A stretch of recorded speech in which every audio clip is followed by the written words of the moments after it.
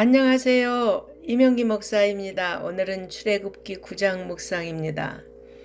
하나님은 모세에게 동일한 요구, 내 백성을 보내라는 말씀을 가지고 바로에게 가라고 명하셨습니다. 바로의 궁으로 들어가라는 하나님의 명령은 모세에게 호랑이 굴에 들어가라는 말과 같았을 것입니다. 그러나 바로가 비록 애굽의 왕이었지만 하나님께서는 만물의 창조주시여 만왕의 왕이심을 확신하였기에 모세는 하나님의 명령을 바로에게 담대하게 증거할 수 있었습니다.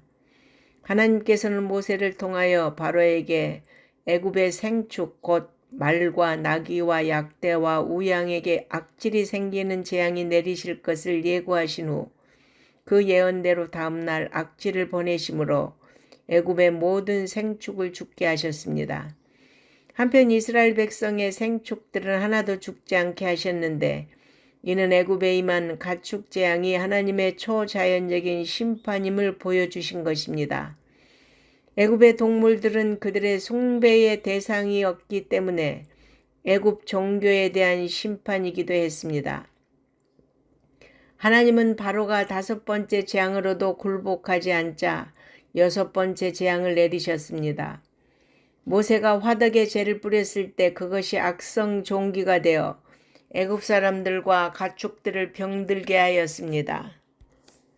요술사들도 종기로 인해 고통을 당했습니다. 그들이 섬기는 신들은 병을 고쳐줄 수 없었습니다.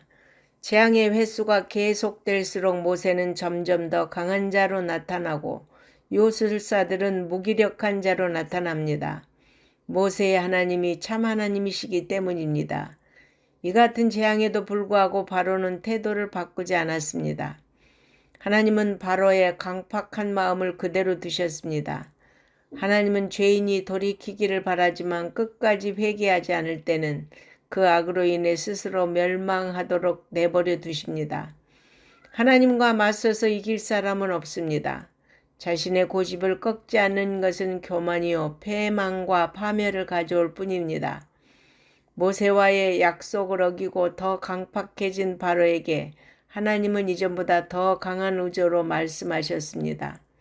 만약 이번에도 이스라엘 백성을 보내지 않는다면 바로와 그 백성을 세상에서 끊어버릴 만큼의 재앙을 내리겠다고 하셨습니다.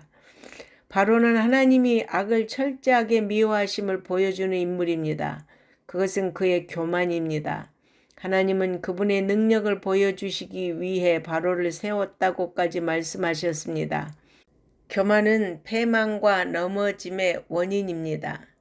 7번째 재앙인 우박재앙에서는 시기와 대상 지역을 미리 정해놓고 그들에게 경고하셨습니다. 우박을 피할 수 있는 길을 알려주신 것입니다. 선택은 애굽 사람들의 몫입니다.